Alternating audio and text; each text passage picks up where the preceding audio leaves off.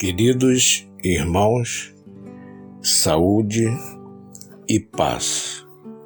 Quarto domingo de junho de 2021.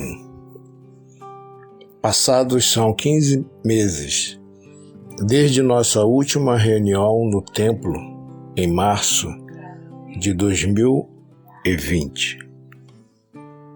Nos envolveu a todos em novas experiências,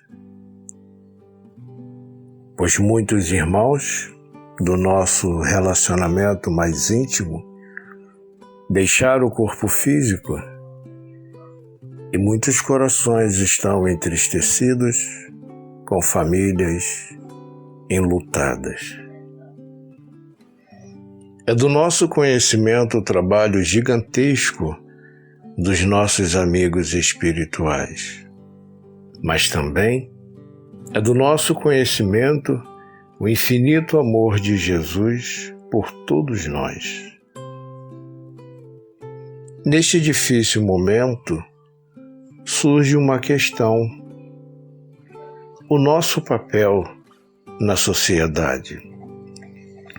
E trazemos algumas palavras de Frei Rogério, do seu livro Missionário de Amor, Luz e Redenção, com esse título. E diz assim: que Deus dê a todos a verdadeira fé, a compreensão necessária, para que possam se amar mutuamente e mutuamente se suportar, porque o momento é de explosão de ambições insatisfeitas, de ideias irrealizáveis, de planos alicerçados no egoísmo e na fraude. O que me traz aqui hoje é de caráter todo especial, como o é o do amor ao próximo, da maneira por que devemos nos conduzir na sociedade, para não recaírem sobre nós as consequências desastrosas de nossos atos. Lamentamos aqueles que erram, convencidos de que estão fazendo coisas construtivas, quando é certo que, sob sua responsabilidade, estão descendo turbilhão de males sobre si e sobre seus irmãos.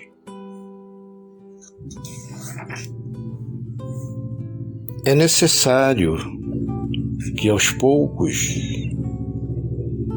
nós vamos despindo da asquerosa indumentária das paixões, dos erros e dos vícios, para que possamos, com acerto e firmeza, atacar os pontos mais atingidos pelo mal. O que é preciso é combater desde já o mal, o que não poderemos fazer enquanto germinarem maus sentimentos em nosso coração. Filhos meus, que guardais em vossos corações as grandes mágoas que os despedaçam, não vos lastimeis. Pedi com toda resignação, com toda humildade, a Jesus que vos conceda as forças necessárias para que o vosso ânimo não se enfraqueça, para que a luz bendita do Divino Espírito Santo se irradie sobre todos vós que sofreis, e imediatamente o bálsamo divino se derramará sobre o vosso coração ferido para ungí-lo, alentá-lo, confortá-lo e esclarecê-lo, despertando-vos a confiança no Pai escudo para todas as lutas, abrigo de todos os males. E então pedimos tudo o que desejamos, tudo o que nos faz falta, e confiamos a Jesus todas as amarguras do nosso coração. Podeis crer, filhos meus, que me escutais, que sentimos um bem-estar, uma coragem, uma força nova a animar o nosso ser, despertando-nos para nos embrenhar nas lutas da vida, alegres, livres do grande peso que nos oprimia o coração. Deus de amor, que sois a salvação de todos os vossos filhos, dai a cada um que escutar essas minhas palavras a devida compreensão, para que, por uma vossa graça toda especial, possa seguir os vossos ensinamentos neles contido, com verdadeira fé, com espírito iluminado e cheio de amor. Saúde e paz.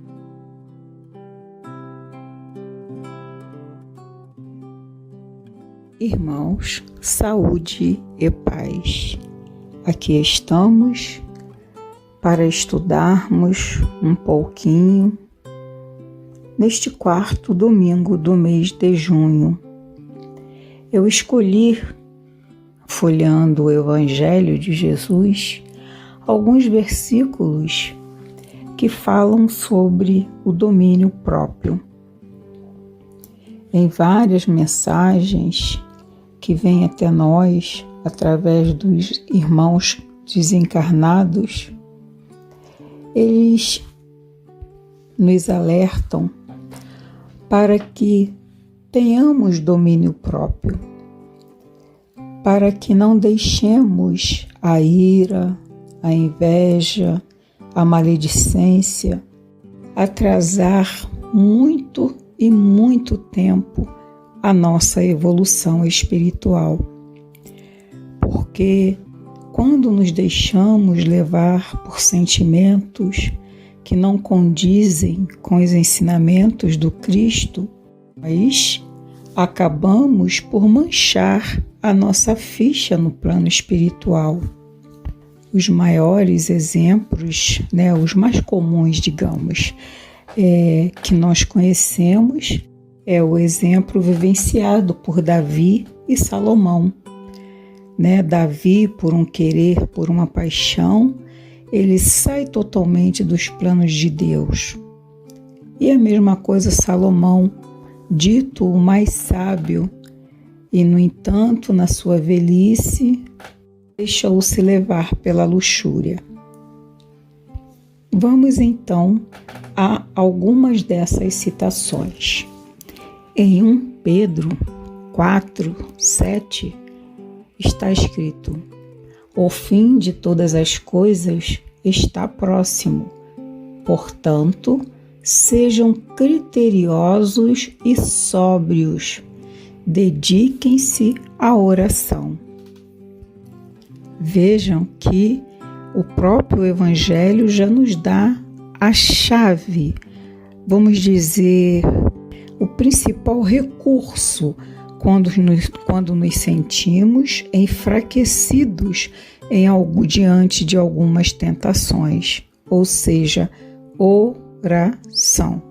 Em 2 João, capítulo 1, versículo 8, diz: tenham cuidado para que vocês não destruam o fruto do nosso trabalho, antes sejam recompensados plenamente. Olha, que leitura interessante, né? As nossas atitudes podem destruir o fruto de todo um trabalho traçado pela espiritualidade, para nos auxiliar na nossa evolução.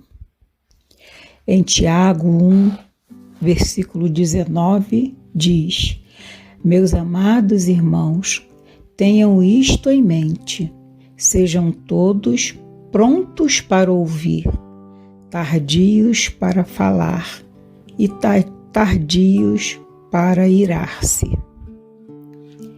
Dispensa qualquer comentário, não é mesmo, meus irmãos? Em 1 Coríntios, capítulo 7, versículo 5, diz: Não se recusem um ao outro, exceto por mútuo consentimento e durante certo tempo, para se dedicarem à oração. Depois, unam-se de novo, para que Satanás não os tente por não terem domínio próprio. Continuando ainda em 1 Coríntios, agora capítulo 9, versículo 27. Mas esmurro o meu corpo e faço dele meu escravo, para que, depois de ter pregado aos outros, eu mesmo não venha a ser provado. Olha, aqui o irmão nos diz, né, uma dica, né, quando ele diz que ele esmurra. Hoje em dia não precisamos pegar um chicote, fazer autoflagelo no corpo para poder parar, né, uma vontade de fazer alguma coisa que sabemos não ser condizente com os ensinos do Cristo. Sabemos que pararmos num primeiro momento de, vamos dizer, sangue mais quente, né, e procurarmos orar, respirar, já será o suficiente para nos acalmarmos. E aqui ele ainda diz, né, para que depois de ter pregado aos outros, então nós que somos estudiosos, pequenos aprendizes ainda, né, da palavra do Cristo, temos que tomar bastante cuidado com as nossas atitudes, porque se nós já pregamos, já lemos, já estudamos, na hora da prova, temos que dar as respostas corretas. Em Efésios, capítulo 4, 26, nos diz: Quando vocês ficarem irados, não pequem. Apaziguem a sua ira antes que o sol se ponha. Olha que interessante, meus irmãos. Até mesmo, né, medicina já comprovou, né, que muitas doenças vêm para o nosso corpo físico justamente pelo desajuste emocional que experimentamos. E aqui está escrito, né, para que o sol não se ponha sobre a nossa ira. Então nós temos que nos esvaziar da atitude do irmão que nos trouxe o desequilíbrio. E nós podemos fazer isso, porque Jesus não dá prova, não dá peso que nós não consigamos carregar. Em Romanos 12, versículo 2, diz: Não se amoldem ao padrão deste mundo, mas transformem-se pela renovação da sua mente, para que sejam capazes de experimentar e comprovar a boa, agradável e perfeita vontade de Deus. Maravilha, né, meus irmãos? E é essa nossa luta que somos capazes de vencer. Porque a vontade de todos nós, encarnados e desencarnados, é sermos como Jesus, ou seja, não deixarmos que a carne domine o ser espiritual que todos nós somos. Saúde e paz.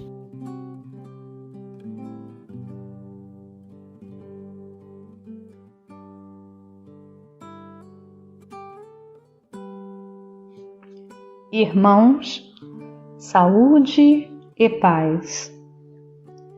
Ainda estamos vivendo uma rotina que não é para nós a que há anos vínhamos tendo. Mas precisamos nos lembrar sempre que o nosso planeta possui um governante amoroso e atento às nossas necessidades. Necessidades essas que observa ele com carinho, não visando somente a vida material que é passageira, mas atento às necessidades para a evolução do nosso espírito que é eterno. Por isso concede a todos nós que muitas vezes vemos provações, dificuldades, enfermidades como atropelos. E, na verdade, o Mestre quer nos mostrar que são ferramentas para que o nosso crescimento espiritual aconteça. Trago hoje do livro de Ramatiz, intitulado Jesus e a Jerusalém Renovada. A primeira pergunta do livro: que deseja o Mestre Jesus de nós nesta hora decisiva da vida planetária? Achamo-nos tão incapazes de pôr em prática a sua sublime mensagem que não sabemos por onde começar e muitas vezes desanimamos. Sem entender como aplicar seus ensinamentos, não nos julgamos, portanto, aptos a participar da nova era que surgirá em breve no planeta. Ramatiz responde: as respostas vos virão gradativamente, à proporção que procurardes sintonizar com ele. O desligamento periódico que vos impuserdes em relação aos interesses imediatos da vida será o meio de começardes a afinar vossos ouvidos espirituais. Nenhum milagre pode ser esperado na criação, que é feita de harmonia e encadeamentos naturais. Lutar contra o imediatismo da vida material e procurar perceber a vida do espírito, filtrando-se através de todas as coisas, será o meio inicial para a tomada de posição que permitirá o desenvolvimento da percepção espiritual. Não haverá proveito real do Evangelho enquanto ele permanecer para vós como fonte de belos ensinamentos nunca praticados. A Boa Nova só é realmente proveitosa para o espírito que para, a intervalos regulares, sua atividade externa e procura, no silêncio da prece e da meditação, ouvir o eco das palavras do Mestre no seu mundo interior, confrontando-as com o seu modo particular de viver. Para isso, precisará silenciar a interferência dos ruídos das mais variadas procedências que atingem seu mundo interior. Maravilhoso essa resposta do irmão. Porque fazemos esta pergunta: o que deseja o Mestre Jesus de nós? Na verdade, Ramatiz está pedindo para cada um de nós nos sintonizarmos com o Mestre. E como fazer isso? Ele dá todo o caminho, nos desligando dos interesses imediatos da matéria, porque a vida material nos envolve de tantas maneiras que passamos a viver pensando somente nela, esquecendo que somos espíritos imortais e, como espíritos imortais, necessitamos cuidar do que alimentamos o nosso espírito. Ele pede para que nós possamos parar alguns minutos do nosso dia para estar trazendo, confrontando com o que temos dentro de nós os ensinos do Mestre Jesus, deixando com que o nosso interior, aquele particular, aquele momento que só nós estamos com o nosso pensamento voltado através da oração, da meditação, conversando com o nosso interior e vendo se estamos realmente cumprindo com o nosso dever de verdadeiros filhos de Deus e irmãos de Jesus. Estaremos observando o que temos dentro de nós e automaticamente nos sintonizando com o alto. Esse é o pedido que Ramatiz faz para todos nós e o que o Mestre deseja também de cada um de nós, que nos sintonizemos cada vez mais com Ele, para que quando chegar o nosso momento do desligamento do corpo físico, não nos percamos na trajetória, para que possamos estar próximos a todos os nossos irmãos e amigos espirituais que aguardam os trabalhadores para o auxílio a toda a humanidade. Sejamos nós mais um colaborador, buscando silenciar o que a matéria nos cobra diariamente, mas lembrando que somos espíritos eternos e, como espíritos eternos, necessitamos estar junto ao Criador. Jesus é, foi e sempre será o nosso guia, o nosso modelo. Saúde e paz.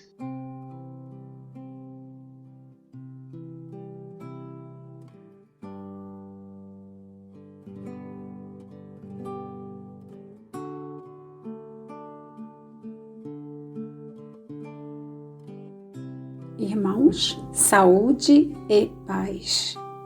No livro Missionários da Luz, encontramos no capítulo 6 referências à oração, explicações esclarecedoras.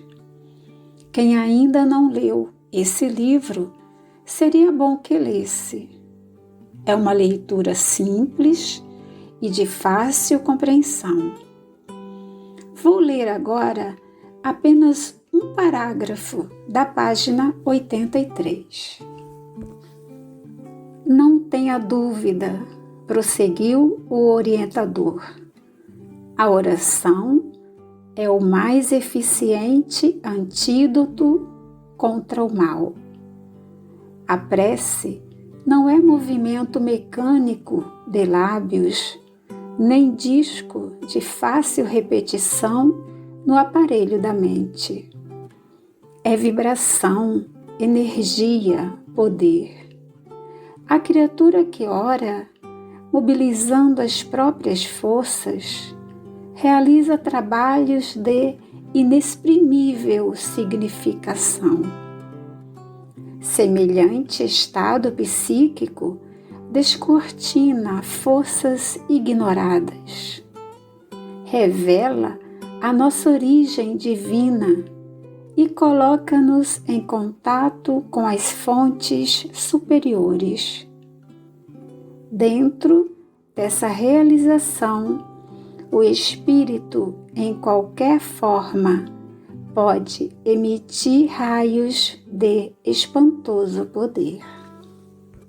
Vamos aqui a alguns comentários. Belo parágrafo.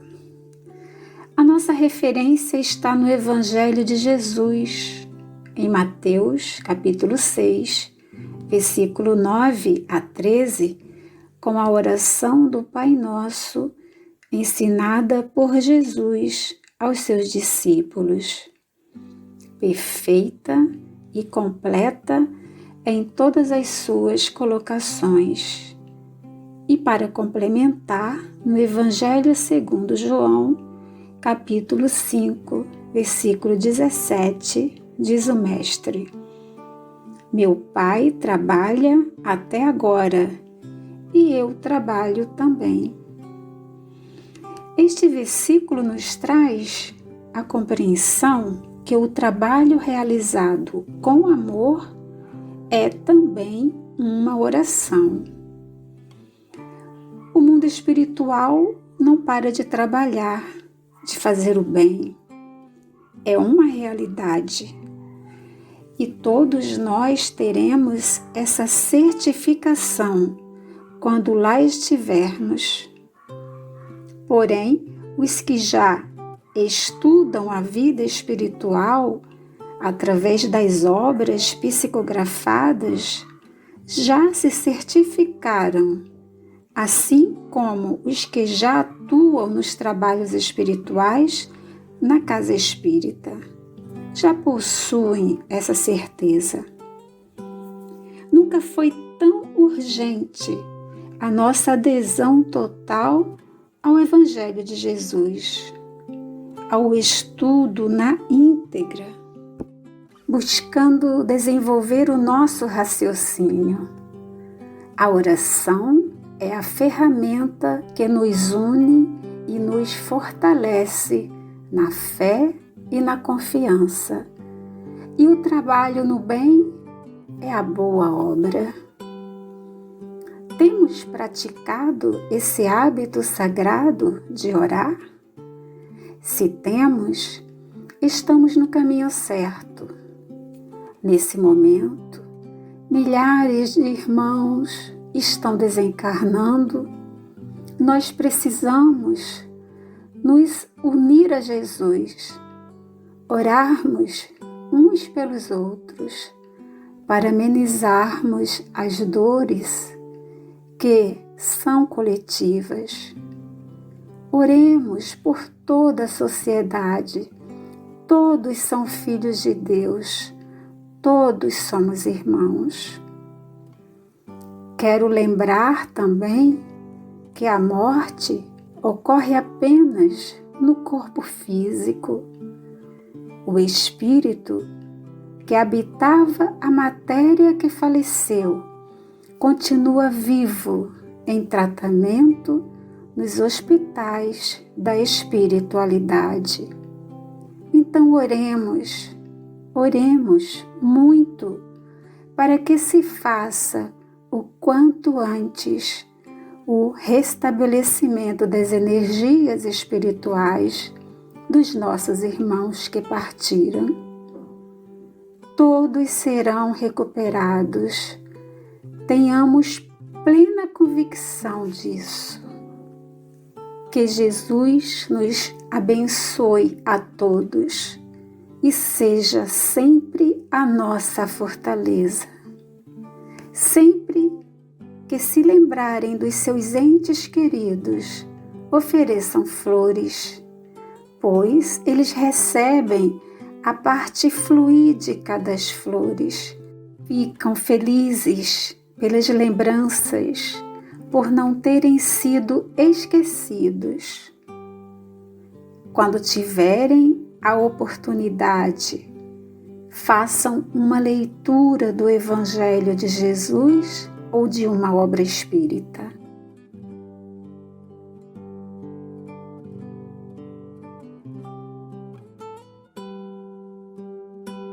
Preces pelos desencarnados. Em momentos difíceis, as orações são de fundamental importância, ainda mais neste momento onde vivemos a pandemia com um número gigantesco de desencarnados. Em O Evangelho segundo o Espiritismo, na página 267, encontramos: as preces pelos espíritos que acabam de deixar a Terra não objetivam unicamente dar-lhes um testemunho de simpatia. Também tem por efeito auxiliar-lhes o desprendimento e, desse modo, abreviar-lhes a perturbação que sempre se segue à separação, tornando-lhes mais calmo o despertar.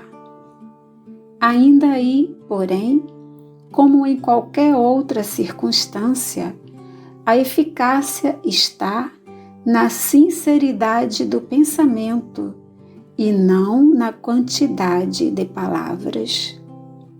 Na sequência, pensemos nos nossos entes queridos e oremos juntos a oração da nossa Mãe Santíssima. Ave Maria, cheia de graças, o Senhor é convosco. Bendita sois entre as mulheres. Bendito é o fruto que do vosso ventre nasceu, Jesus. Santa Maria, Mãe de Jesus, rogai a Deus por nós, Mãe dos pecadores, agora e na hora do nosso desenlace. Que assim seja.